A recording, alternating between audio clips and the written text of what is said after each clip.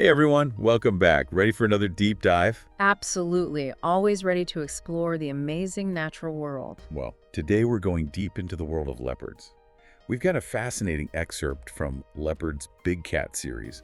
And let me tell you, it's packed with amazing info about these incredible creatures. Yeah, leopards, they're something else. Really are. By the end of this deep dive, you'll have a whole new understanding of what makes a leopard, not just, the basics, but like why they're so captivating, why they're so successful. Definitely. I think one of the most striking things about leopards is their adaptability. I mean, their range is just incredible. They're found across Africa, all the way to Asia. You find them in savannas, forests, mountains. They've really mastered the art of thriving in all sorts of environments. Yeah, that's a huge eat range. Yeah. The source talks about how diverse their diet is too. Like they're not picky eaters, but how does that actually connect to their hunting strategy? Well, you got to think about it. Being a generalist eater, it means you can't afford to be picky, right? Especially when you're a solitary hunter, like leopards are. They often hunt at night, too, so that already makes things more challenging. But the fact that they can take down anything from a small mammal to a larger antelope, I mean, that's their secret weapon. That adaptability in their diet is what allows them to survive in so many different environments. That makes a lot of sense. The source also mentions that, and this is interesting to me, they drag their prey up into trees, which some people might say isn't very energy efficient, Yeah. What are the trade-off there? Why do they do that? You're right. It seems counterintuitive at first. I mean, you're expending more energy to haul that kill up a tree, but think about the payoff. Yeah. They're keeping it away from scavengers, right? Lions, hyenas, those guys are always on the lookout for an easy meal. So dragging that prey up a tree, it's a way to ensure that they, the leopards, get to keep their hard-earned meal. Especially important for females with cubs. So yeah, while it might seem like extra work, it's a problem-solving skill, it goes beyond just instinct. It's smart. Yeah, it's all about maximizing the reward, right? Even if it takes a little extra effort. Exactly. And speaking of effort, the source highlights their grace and power, which, I don't know, it seems almost poetic for a predator, Yeah, but it's so true. I mean, we're talking about animals that average 80 to 200 pounds. Wow. With incredibly powerful jaws. They can take down prey larger than themselves, and that strength, it's not just for show. It allows them to navigate all these different terrains, chase prey, defend their kills. It's all connected. And then there's the camouflage. Right. Like, that's a whole other level of amazing.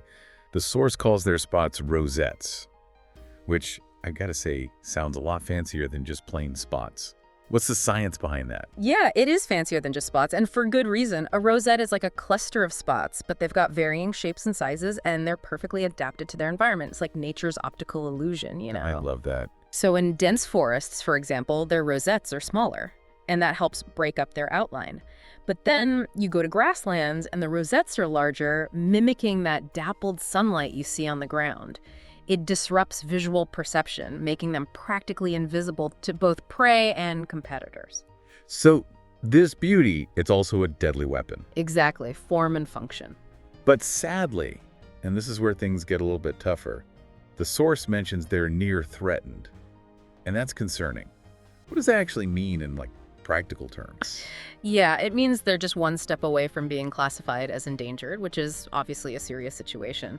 And the main culprits are, unfortunately, things we're all too familiar with: habitat loss and poaching. Right. As humans expand, we encroach on their territory, and that fragments populations.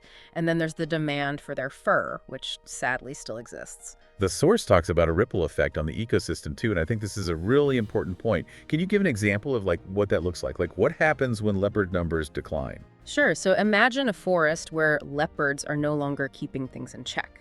Herbivores, like deer for example, their populations might explode and they could start overgrazing.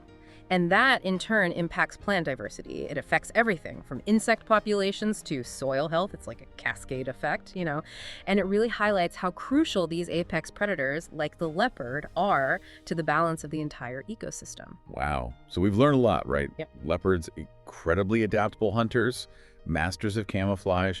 Their strength is both physical and mental, but they're facing some very real threats. Exactly. And I think that leads us to a really crucial question.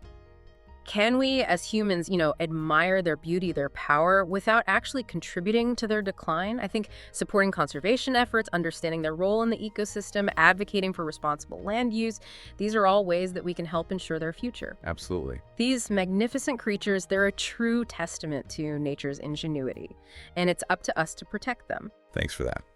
And to all of you listening, I hope this has given you a new appreciation for the incredible leopard. Me too. Until next time. See you next time.